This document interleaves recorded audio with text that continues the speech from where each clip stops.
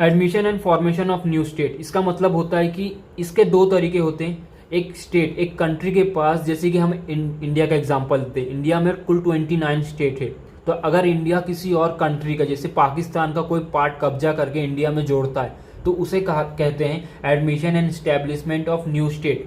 ठीक है, वो पहले से, पाकिस्तान पहले से एग्जिस्ट कर रहा है, यानी कि वो दुनिया में बहुत दिनों से वो पाकिस्तान है, लेकिन उसका पार्ट इंडिया के साथ पहले नहीं जुड़ा था। अब इंडिया ने उसका एक छोटा सा पर्टिकुलर पार्ट, स्टेट, अपने साथ जोड़ लिया, तो उसे हम कहते हैं एडमिशन और एस्टेब्लिशमेंट ऑफ न्यू स्टेट। जब भी एक कंट्री किसी दूसरी कंट्री का कोई पार्ट कब्जा करके अपने कंट्री में जोड़ती है, तो वो आर्टिकल 2 के अंदर आता है। लेकिन अगर इंडिया एक ऐसी कंट्री जो अपने कंट्री के अंदर जितने भी स्टेट हैं, उन स्टेट को आपस में मिलाकर एक बड़ा स्टेट बनाना, या किसी एक पर्टिकुलर स्टेट में तोड़कर डिवाइड कर और स्टेट क्रिएट करना, वो आर्टिकल 3 के अंदर आता है।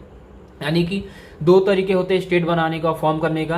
पहला, जैसे कि इंडिया ने पाकिस्तान का कोई पार्ट कब्जा करके इंडिया में जोड़ के उसे जम्मू और कश्मीर का नाम देके एक स्टेट बनाया। दूसरा ये है कि उसी जम्मू और, जैसे कि महाराष्ट्र है, महाराष्ट्र में पार्लियामेंट के पास ये पावर होता है कि उसे डिवाइड करके उसके अंदर और भी स्टेट बना सकती है, और नहीं तो उसी स्टेट को गुजरात स्टेट के साथ मिलाकर एक बड़ा स्टेट बना सकती है। ये पावर पार्लियामेंट के पास, प्रेसिडेंट के पास होता है। बिना प्रेसिडेंट के ये इसे कोई और यूज़ नहीं कर सकता है। तो अगर आपको और डिटेल में देखना है तो मैंने वीडियो के नीचे लिंक दे दिया, आप जाके देख सकते हैं। चलो बाय।